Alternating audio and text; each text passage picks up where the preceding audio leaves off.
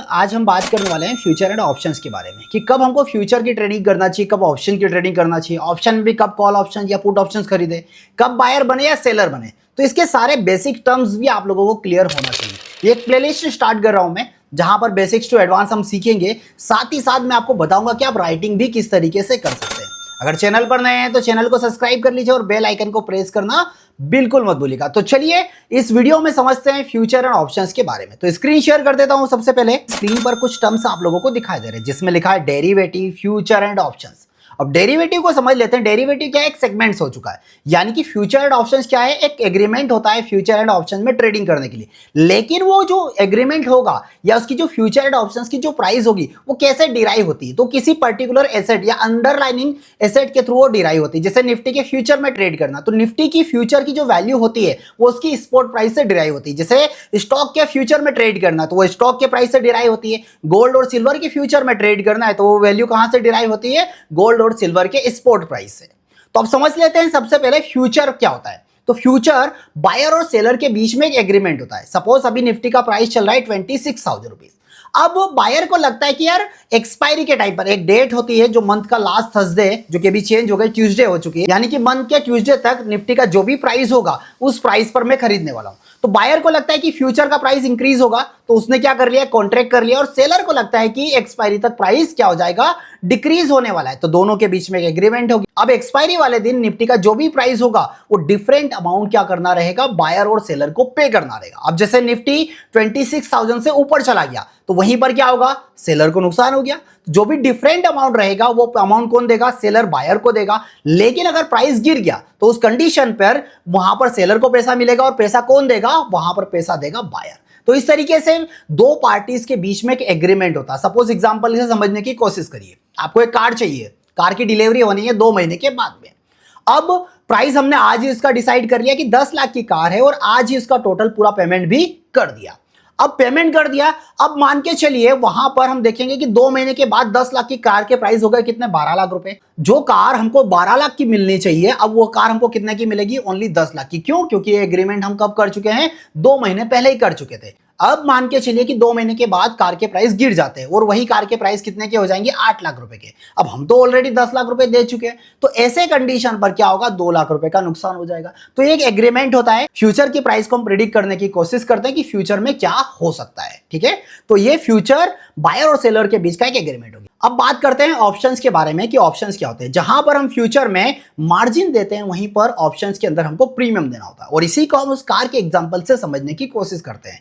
हमने एक कार ली है 10 लाख रुपए की। अब यहां पर हमने एक टोकन अमाउंट, एक प्रीमियम पे कर दिया 50,000 रुपए। 2 महीने के बाद कार के प्राइस कितने हो गए? 12 लाख रुपए। हमको तो फायदा हो गया। हमको रिमेनिंग कितना देना है? ओनली 9.5 लाख रुपए, यानी 2 लाख रुपए का फायदा है। लेकिन वहीं पर कार के प्राइस गिर कर 8 लाख रुपए हो गए। तो वहां पर डिपेंड करता है बायर के ऊपर कि वो कार वहां पर खरीदेगा या नहीं खरीदेगा।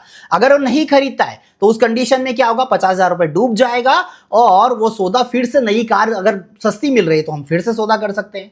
तो यहां पर क्या होता है? बायर के पास राइट्स होते हैं, कोई ऑब्लिगेशन नहीं है कि खरीदना ही है। तो इस तरीके से ऑप्शन ट्रेडिंग और फ्यूचर की ट्रेडिंग की जाती है। अब चलिए इनके बीच का डिफरेंस को समझने की कोशिश करते हैं। तो यहां पर हमारे पास क्या क्या ऑप्शन है वो एक बार समझ लीजिए। अब यहां पर देखिए, फ्यूचर में एक बायर होता है, सेलर होता है। ऑप्शंस में क्या होता है? एक बायर भी होता है और ऑप्शन में एक सेलर भी होता है। यहां पर बायर मतलब कॉल और पुट की बात कर रहे हैं। कॉल और पुट खरीदारी या बिकवाली कुछ भी हो सकता है। तो जब भी आप फ्यूचर की ट्रेडिंग करते हैं तो फ्यूचर में बायर और सेलर दोनों के पास क्या होता है? ऑब्लिगेशन होता है। बिल्कुल यस, ऑब्लिगेशन है। लेकिन बायर के पास क्या ऑब्लिगेशन होता है? नहीं। ऑब्लिगेशन मतलब कि एक मजबूरी कि आपको वो सौदा कंप्लीट करना ही पड़ेगा, एक एग्रीमेंट हो चुका है। तो यहीं पर ऑप्शंस, बायर के पास कोई ऑब्लिगेशन होता है कि नहीं होता है। लेकिन ऑप्शन राइटर्स की अगर हम बात करें तो क्या वहां पर ऑब्लिगेशन होगा? बिल्कुल ऑब्लिगेशन होगा। समझिए कैसे। मान के चलिए 50 रुपए में कोई कॉल ऑप्शन आपने खरीदा और वही प्रीमियम एक्सपायरी पर कितना चला गया? 500 रुपए चला गया। तो क्या होगा? 450 रुपए का जो डिफरेंट है, जो लॉस हो रहा है और जो बायर को प्रॉफिट हो रहा है, वो किसको देना पड़ेगा? राइटर्स को।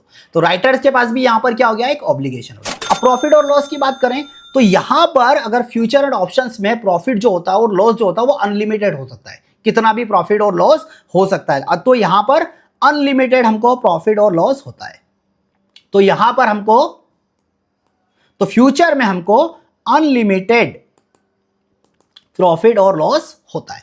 ऑप्शंस बायर को लिमिटेड लॉस होता है और प्रॉफिट कितना होता है, अनलिमिटेड। और वहीं पर सेलर की अगर हम बात करें तो सेलर को जो प्रॉफिट होता है वो लिमिटेड होता है और जो लॉस होता है वो अनलिमिटेड होता है, ठीक है। अब वहीं पर इन्वेस्टमेंट की बात करें तो अगर आपको फ्यूचर में ट्रेडिंग करना, निफ्टी के फ्यूचर में ट्रेड करना है तो अराउंड 2 लाख रुपीस आपको लगेगा।